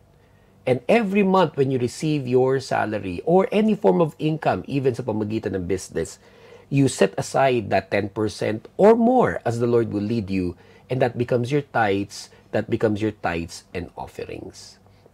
Pag sinabing tithe, yun yung 10% of your income. Pag sinabing offering, yun yung higit pa dun sa iyong tithing. Pag sinabing love gifts, dahil ikay nabibless dun sa ginamit ng Lord to bless your life. Pag sinabing donations, ito yung mga minsanang ibinibigay mo dahil pantulong sa gawain ng Panginoon. Whatever they may be, they became your commitment to the Lord. They became your commitment to become part of the giving ministry. Natuto kang mag-tithes, natuto kang mag-offering. At lahat ng Christian na natuto mag-tithes and offerings, umayos yung kanyang financial management. Lahat ng Christian na natuto mag-tithes and offerings, umayos yung kanyang pagpaprioritize in life. Dahil natutunan niyang unahin ang Panginoon sa lahat ng bagay. Lahat ng nagtatithe, na-experience nila yung joy of becoming a partner in the preaching of the gospel message of Jesus Christ and ministering to people. Lahat ng mga nagtatithe, nakita nila na totoo yung pangako ng Diyos sa kanyang mga salita, especially the one that you'll read today in Malachi chapter 3 verse 8 to 12. Malachi 3:8 to 12 says, "Will a mere mortal rob God? Yet you rob me. But you ask, how are we robbing you? In tithes and offerings. You are under a curse, your whole nation, because you are robbing me. Bring the whole tithe into the storehouse, that there may be food in my house. Test me in this, says the Lord Almighty, and see if I will not throw open the floodgates of heaven, and pour out so much blessing that there will not be room enough to store it. I will prevent pests from devouring your crops, and the vines in your fields will not drop their fruit before it is ripe, says the Lord Almighty. Then all the nations will call you blessed, for yours will be a delightful land, says the Lord Almighty." Yung Christian, yung OFW, o kahit pa nga sa Pilipinas, ngunit natutunan niya yung tithes and offerings. Natutunan niyang magtapat sa Panginoon in the giving ministry. Kung saan siya, nandun na church or ministry, o kung sino yung pastor na pinasusuportahan sa kanya ng Panginoon. Yan yung pangako ng Diyos na mararanasan niya. Again, ang sabi sa Malachi 3:8 to 12, "Will a mere mortal rob God? Yet you rob me. But you ask, how are we robbing you? In tithes and offerings. You are under a curse, your whole nation, because you are robbing me. Bring the whole tithe in the storehouse, that there may be food in my house. Test me in this, says the Lord Almighty, and see if I will not throw open the floodgates of heaven and pour out so much blessing that there will not be room enough to store it. Maraming mga natuto sa tithes and offerings. Naging cheerful giver, obedient giver. Hindi na nga ang issue sa kanila kung may maibabalik pa sa kanila. Pero ang sabi ng Panginoon, test me in this. Dahil ang Panginoon, binabalik niya lagi ng siksik, liglig at umaapaw. Sabi nga niyan sa New Testament, sa Luke. At bukod pa dun, ang sabi dito sa verse 11, I will prevent pests from devouring your crops, and the vines in your fields will not drop their fruit before it is ripe, says the Lord Almighty. Then all the nations will call you blessed, for yours will be a delightful land, says the Lord Almighty. Bakit ba walang ipon ang OFW? Bakit ba walang savings ang OFW? Bukod pa dun sa mga nabanggit nating mga dahilan, mga naunang dahilan, isa na dun, hindi niya inuuna ang Panginoon pagdating sa kanyang finances. I pray na natuto po tayo sa mga napag-usapan natin sa video message na ito. I pray na naging pagpapala po ito sa lahat ng ating mga OFW nakikinig ngayon. I pray na naging pagpapala po ito maging sa mga mahal natin sa buhay na nasa Pilipinas at kahit saan man ikaw sa mundo, OFW ka man o hindi, I pray that each and every one of us will experience the overflowing blessings of God. Make this your prayer for today. Make this your prayer for today. Help me, Lord, to experience financial breakthroughs in Jesus' name. Make this your prayer for today. Help me, Lord, to experience financial breakthroughs in Jesus' name. Kung hindi ka pa nakakakilala kay Jesucristo bilang Panginoon at tagapagligtas, nais kitang imbitahin na tanggapin si Jesus Christ as your personal Lord and Savior na maging isang Christian. I will lead you first in a prayer. Repeat after me the prayer that I will mention. And then after that, ako na lamang po magpipray o papipray tayong lahat. Sa lahat ng nais at tanggapin si Jesus bilang Lord and Savior, repeat after me and say these words. Aming Diyos at aming Ama, salamat po sa mensaheng napakinggan namin today. Kinikilala ko na ako ay makasalanan. Humihingi po ako ng tawad sa lahat ng aking mga kasalanan.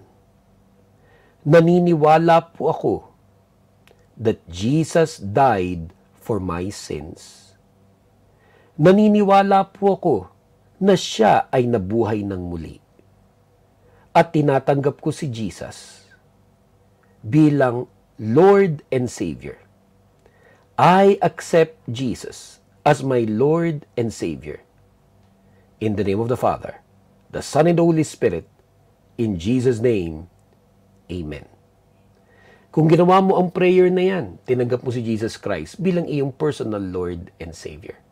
At sa lahat ng mga present po today na nakinig at nanood ng video message na ito, allow me to pray for all of us once again to experience financial breakthroughs sa pamagitan ng ating Diyos. Let us pray. Aming Diyos at aming Ama, salamat po sa oras na ito na minsan pa po kami nagkasama-sama upang makapakinig ng ganitong mensahe. Itong bakit walang ipon ang OFW. At naging pagpapala po ito sa amin na OFW, sa mga mahal namin sa buhay, at maging hindi OFW ngunit nasa Pilipinas at ito'y napakinggan. Dalangin po namin na hindi lamang po namin matandaan ang mga lessons na aming napakinggan, ito'y aming maisabuhay at maishare pa namin sa aming kapwa.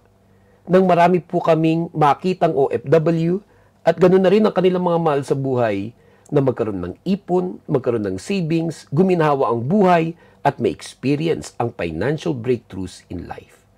Dahil higit pa dun sa magkaroon lamang ng ipon at savings, naniniwala po kami na pwedeng maranasan ng bawat isa po sa inyong mga anak ang overflowing blessings of God, ang financial breakthroughs.